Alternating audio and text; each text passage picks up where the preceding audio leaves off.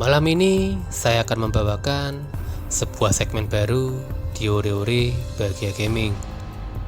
Segmen yang membahas tentang kasus-kasus yang pernah viral yang terjadi di masa lampau. Selamat datang di Kata Kasus Nyata.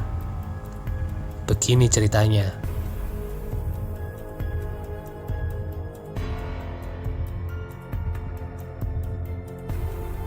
Indonesia pernah dihebohkan oleh kasus yang dikenal dengan kasus Dukun AS di tahun 1997. Kasus yang disoroti hampir satu Indonesia dan persidangannya menarik perhatian banyak orang. Mungkin generasi sekarang banyak yang tahu, namun ada juga yang belum mengetahui kasus ini. Maka inilah kasus pembunuhan 42 wanita demi kesaktian Dukun AS. Terlahir pada 10 Januari 1949, Ahmad Suraji merupakan anak pertama dari dua bersaudara pasangan Jogan dan Sartik. Dia terlahir dengan nama Sagimin.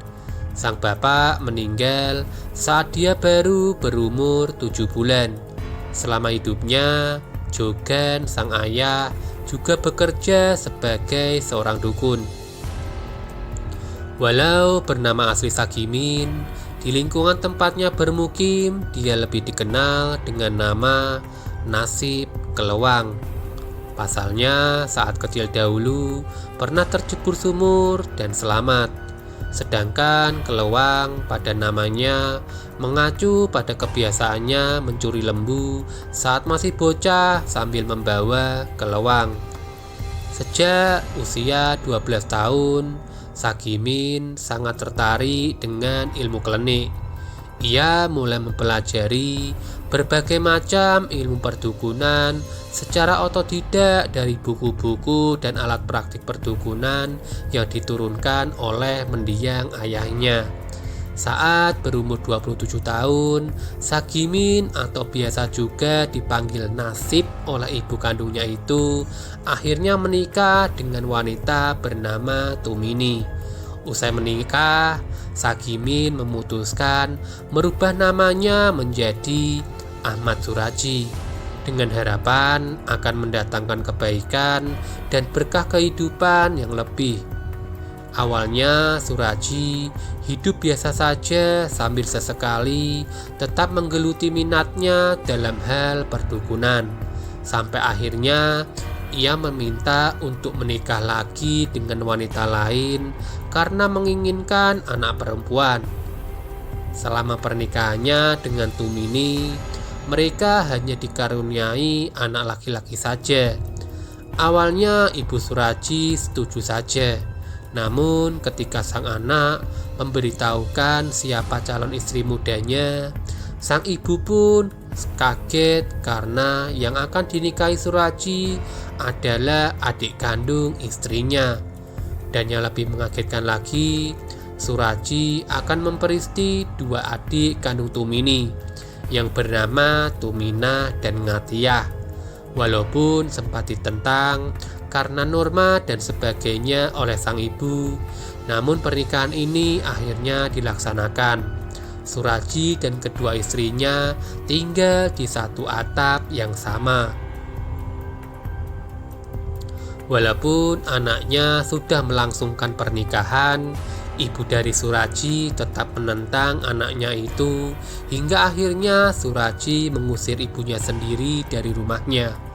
Setelah peristiwa inilah, Suraji makin tenggelam mempelajari dunia perdukunan.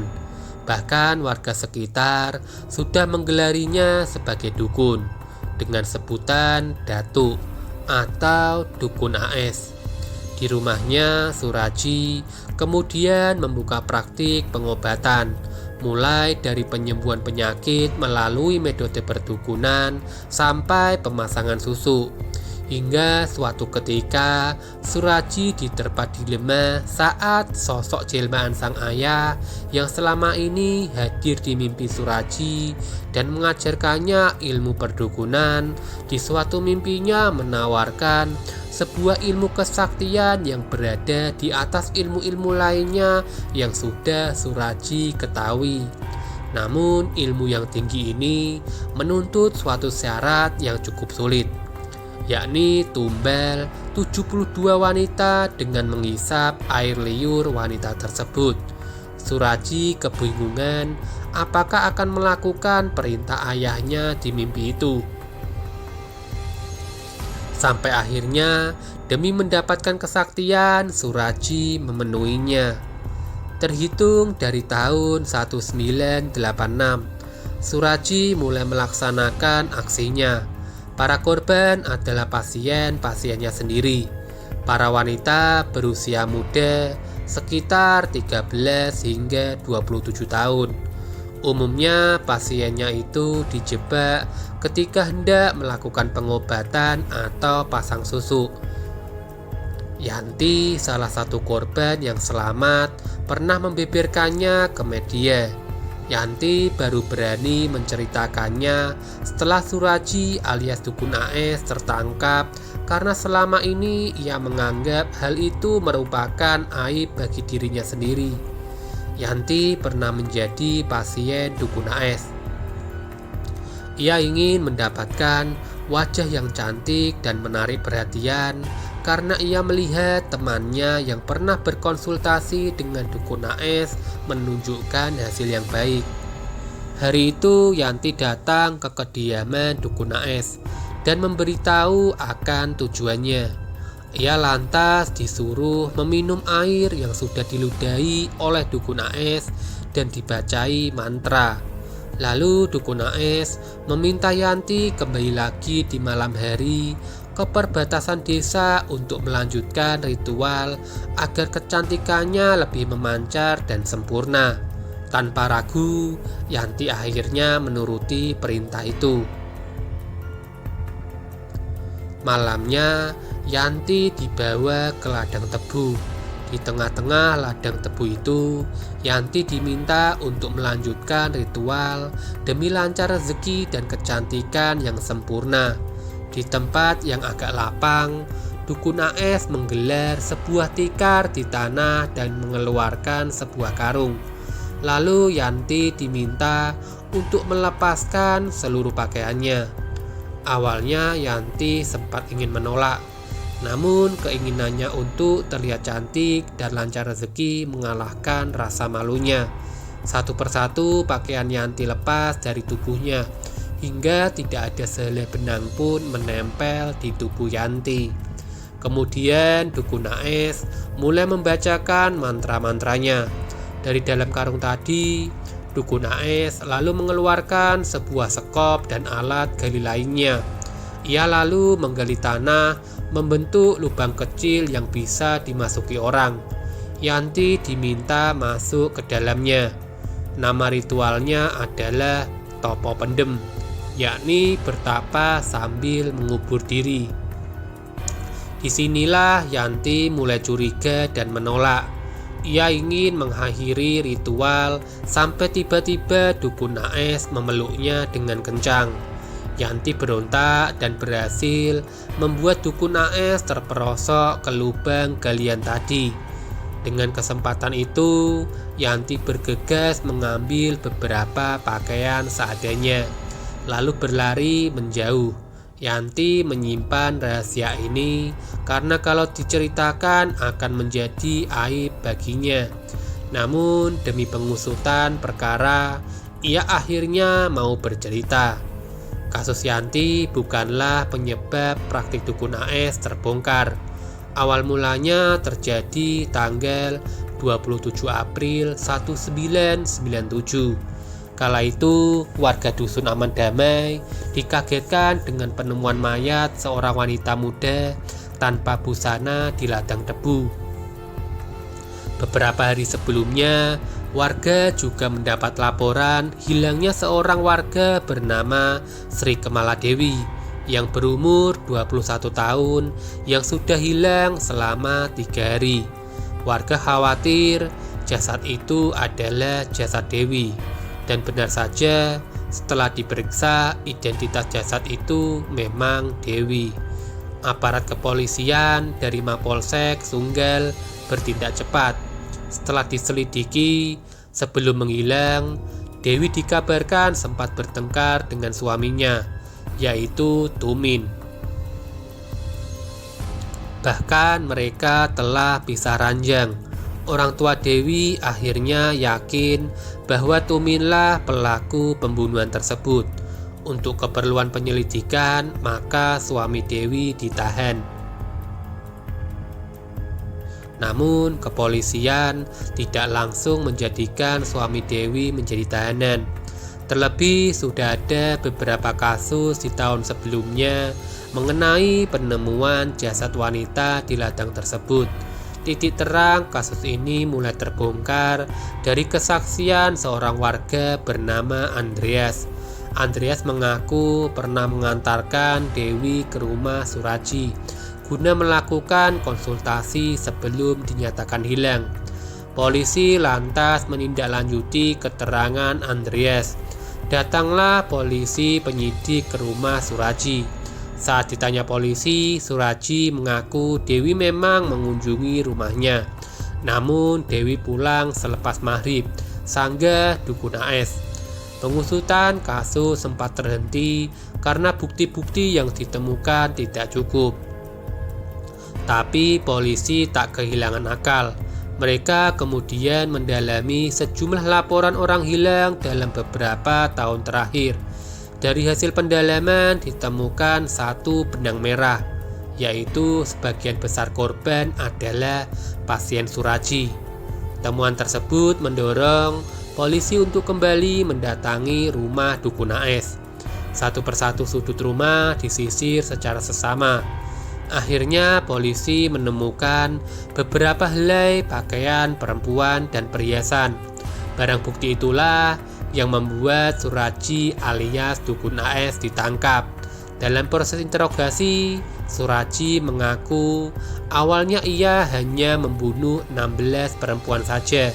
Namun setelah didesak untuk mengaku, akhirnya ia berkata bahwa ia telah membunuh Dewi dan 41 perempuan lainnya demi memperoleh ilmu sakti. Pengakuan ini sekaligus menjawab temuan 42 rangka manusia yang terdapat di ladang tebu tersebut, yang kesemuanya adalah korban praktik dukun AS. Tak cuma menghabisi nyawa korbannya, Suraji juga menyikat barang-barang berharga milik korban. Bisikan gaib yang diterimanya lewat mimpi dijadikannya alasan dan motif untuk membunuh 42 dari target 72 wanita. Pembunuhan berantai ini dilakukan dari 1986 hingga 1997. Dalam melakukan aksi biadabnya itu, Suraji dibantu oleh istrinya. Namun tidak semua istri ikut membantu. Hanya istri tertua saja yang ikut, yakni si Tumini. Berdasarkan pengakuan itu, dua istri Suraji yakni Tumina dan Ngatia diperbolehkan pulang. Sementara Tumini mengikuti jejak suaminya, mendekam di tahanan selama seumur hidup. Setelah ditahan, diberitakan oleh Kompas, dukun AS telah bertobat dan membuang semua ilmu kebatinan yang dimilikinya selama di tahanan. Dukun AS diberi penjelasan dari segi agama bahwa ilmunya tersebut dapat mempersulit dirinya ketika dijemput ajal nanti. Nasihat tersebut diterima dukun AS sehingga terpidana mati itu segera membuang ilmu kebatinan yang dimilikinya. Sejak membuang ilmu kliniknya, dukun AS rajin mengikuti pengajian yang diselenggarakan 2 kali sebulan di LP kelas 1 Tanjung Gusta, Kota Medan. Kepala LP kelas 1 Tanjung Gusta Medan, Aceh Hendarmin, juga menyebut Dukun AS sudah tobat dan punya aktivitas ibadah yang luar biasa. Jika napi lain langsung keluar musola setelah sholat, Dukun AS akan berdiam diri untuk berzikir dalam waktu yang cukup lama. Di tengah pertobatannya itu, Dukun AS sempat merasa tertekan setelah mengetahui rencana Kejaksaan Tinggi Sumatera Utara yang akan melaksanakan eksekusi mati terhadap dirinya. Kabar tersebut membuat Dukun AS stres. Ia masih mengharap diberi grasi oleh Presiden karena sudah memperlihatkan perubahan baik dalam penjara. Setelah divonis mati oleh Pengadilan Negeri Lubuk Pakam, Deli Serdang, kuasa hukum Dukun AS mengajukan kasasi ke Mahkamah Agung 3 tahun kemudian. Namun usahanya gagal. Dukun AS tidak mendapatkan grasi dan eksekusi akan tetap dilaksanakan. Sebelum dieksekusi, Dukun AS sempat meminta permintaan terakhir, yaitu berkumpul dengan istri tertuanya, Tumini, dan ke-9 anaknya untuk terakhir kalinya. Lalu pada tanggal 10 Juli 2008, lebih dari 10 tahun sejak kasusnya terjadi, pada jam 10 malam, Suraji dieksekusi di hadapan 12 orang juru tembak. 3 peluru panas menembus dada Dukun AS dan menewaskannya. Jenazahnya dikebumikan keesokan harinya atas permintaan keluarga. Sempat terjadi pertentangan oleh warga sekitar rumah Dukun AS yang tidak sudi jika Dukun AS dimakamkan di TPU yang sama dengan para korban-korbannya. Mereka hanya mengizinkan jasad Dukun AS dikebumikan di halaman rumahnya sendiri. Sekian cerita dari Dukun AS, kasus yang sempat menghebohkan negeri ini tentang praktik perdukunan yang mengorbankan para pasiennya. Sampai jumpa lagi di segmen kata kasus nyata selanjutnya. Akhir kata, terima kasih.